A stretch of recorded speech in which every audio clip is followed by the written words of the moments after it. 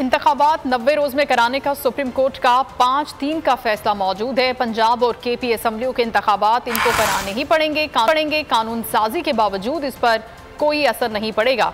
Senior कानूनदान barrister Aitzaz Ehsan की बोल news से गुफ्तगू, कहा कि चीफ जस्टिस के इख्तियारात के हवाले से कानून साजी में सुकून है। आज बनाए गए कानून का इत्तलाक माजी में नहीं हो सकता।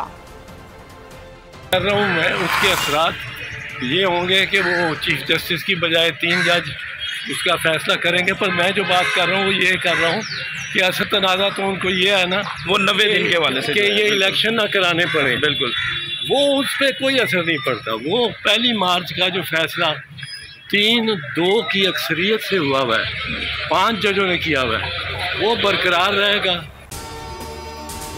अगर आपको ये वीडियो पसंद आई है तो लाइक पर क्लिक करें। तो नजर आ रहा है सामने लिखा हुआ है जुल्म मिटने के लिए 2 चीजों से मिटेगा भाई। एक, अदल की कुर्सी पे जो लोग बैठते हैं ना, वो अदल के हिसाब से फैसले करने लगे। दूसरा, कौम निकल खड़ी उस जुल्म के खिलाफ, तो जुल्म खत्म हो जाएगा। या इन दोनों में से कोई एक चीज हो जाए या दोनों हो जाए।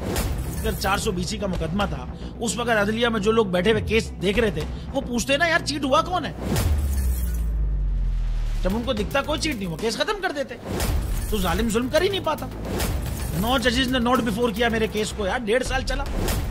शख्सी जमानत का केस, सेम केस इस्लामाबाद में कर दिया। एक ही इल्जाम पे 2 केस हो नहीं सकते भाई। मतलब 60 दिन का वक्त होता है। 102 दिन के बाद मैं जीत गया, केस बरी हो गया। 102 दिन के बाद अपील फाइल की, एक्सेप्ट कर ली। नहीं करते ना एक्सेप्ट, खत्म हो जाता ना जुल्म यार। भरी अदालत में मुझे बरी कर दिया, फिर पता नहीं क्या हुआ 2.5 घंटे बाद का नोट बिफोर।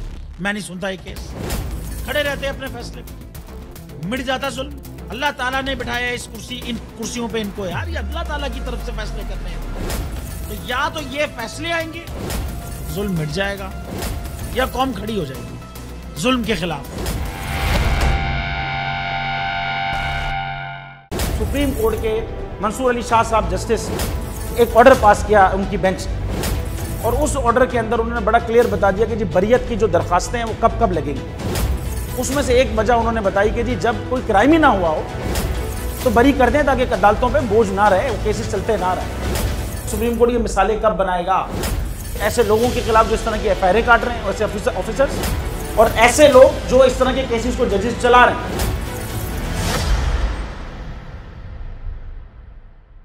रहमत का महीना आ गया है, बख्शिश का सफीना आ गया। होगी मुलाकात उलमाए दीन से, जो देंगे इत्तेहादे बैनुल मसालिकीन का दर्स।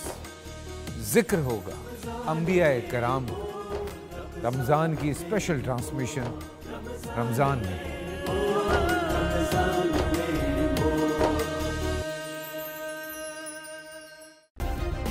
सब्सक्राइब करें और बेल दबाएं ताकि कोई खबर रह न जाए।